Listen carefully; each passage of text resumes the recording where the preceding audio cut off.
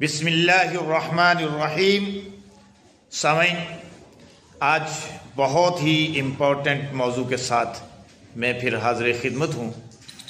ہمارا آج کا موضوع والدین، بہن بھائی اور رشتہ داروں کے حقوق ہیں جو اسلام نے، ہمارے دین نے، نبی کریم صلی اللہ علیہ وسلم نے ہمیں عطا کیے۔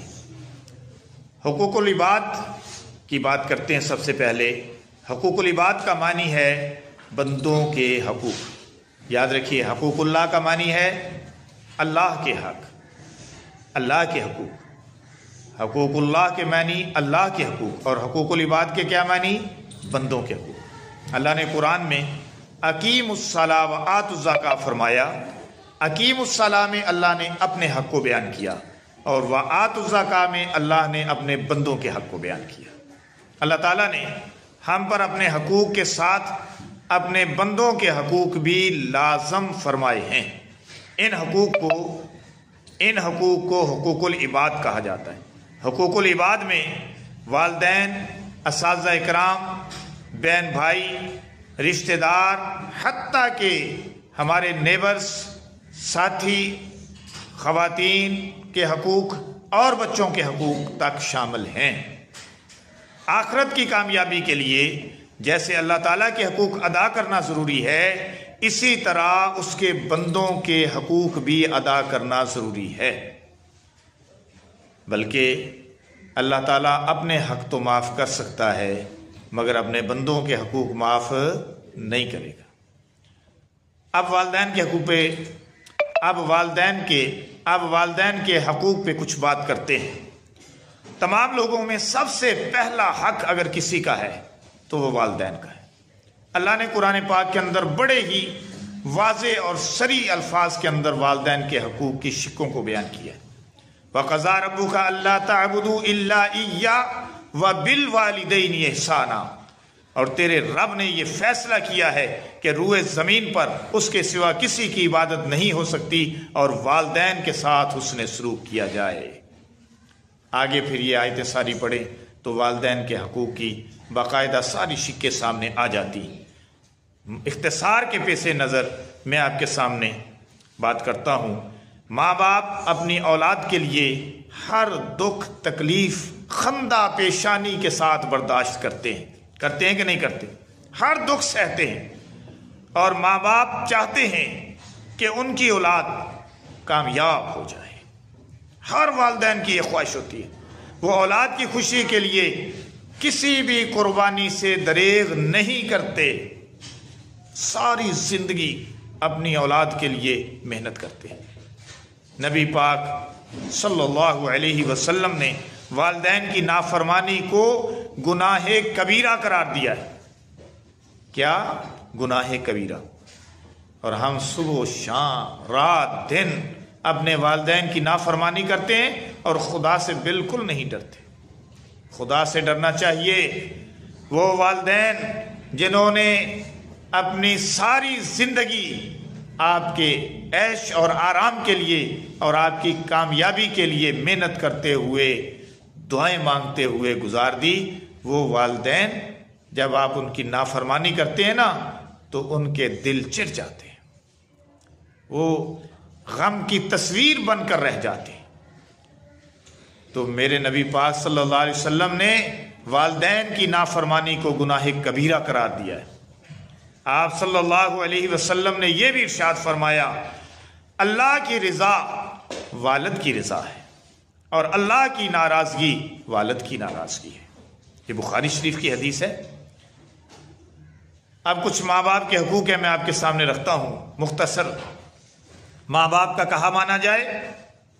اگر آپ چاہتے ہیں کہ آپ کے والدین خوش رہیں، اور یاد رکھیے اگر والدین آپ سے خوش رہیں گے تو وہ اپنے رب سے آپ کے لیے دعا مانگیں، اور جس کے لیے والدین دعا مانگتے ہیں نا وہ زندگی میں کبھی ٹھوکریں نہیں کھاتا۔ آئیے کچھ بات کرتے ہیں کہ والدین کو کس طرح خوش رکھا جائے اور ان کی کس طرح فرما برداری کی جائے۔ سب سے پہلی بات کہ والدین کا کہا مانا جائے، والدین کے ساتھ نرم لہجے میں بات کی جائے۔ اللہ نے قرآن میں فرمایا وَلَا تَقُلْ لَهُمَا اُفٍّ وَلَا تَنْهَرْهُمَا، ان کے ساتھ اف بھی مت کرو اور ان کو جھڑکو بھی نہیں، جھڑکنا بھی نہیں، اف بھی نہیں کرنی۔ اگر اف سے نیچے کوئی کلمہ ہوتا نا تو وہ بھی اللہ ارشاد فرما دیتے۔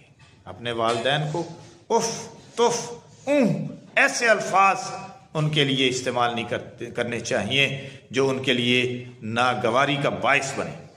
ان کی خدمت میں کوئی کسر نہ چھوڑی جائے، ان سے کبھی جھوٹ نہ بولا جائے۔ جب وہ بوڑھے ہو جائیں تو ان کے علاج اور ضروریات کا خیال رکھا جائے۔ یہ نہیں کہ آپ اینڈ تک والدین ہی کو ستاتے رہیں۔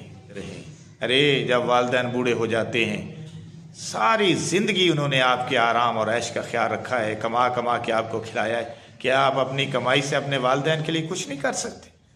اپنی کمائی سے ان کی خدمت کرو اور اپنی جنت بناؤ، ان کی ضروریات کا خیال رکھو، بیوی کا بھی خیال رکھو، بچوں کا بھی خیال رکھو، لیکن اپنے والدین کا بھی خیال رکھو۔ یہ نہیں کہ ان کے سامنے، اپنے بوڑھے والدین کے سامنے بیوی کے لیے تو جا رہے ہیں، جوسز جا رہے ہیں اور جناب بہترین کھانے جا رہے ہیں، پھل فروٹ جا رہے ہیں اور مٹھائیاں جا رہی ہیں، لیکن والدین دیکھتے ہیں ان کے پاس سے گزر کر جاتی ہیں کہ شاپر بھرے ہوئے بیٹے کے ہاتھ میں ہیں اور بیوی اور بچوں کے لیے لے کے جا رہا ہے، لیکن والدین کے لیے کچھ نہیں ہے، والدین کے لیے کچھ نہیں ہے۔ تو ایسے والدین اپنے بچوں کے لیے کیسے خوش ہوں گے؟ اور اگر خوش نہیں ہوں گے تو پھر دعا کیسے ان کے دل سے نکلے گی؟ اور اگر دعا نہیں نکلے گی تو آپ کامیاب کیسے ہوں گے؟ موسیٰ علیہ السلام کو ٹھوکر لگی، گرنے لگے، موسیٰ علیہ السلام کو ٹھوکر لگی، گرنے لگے، تو آواز آئی ہاتف غیبی سے کہ موسیٰ اب ذرا سنبھل کے چل، تیرے پیچھے دعا کرنے والی تیری ماں نہیں ہے دنیا میں۔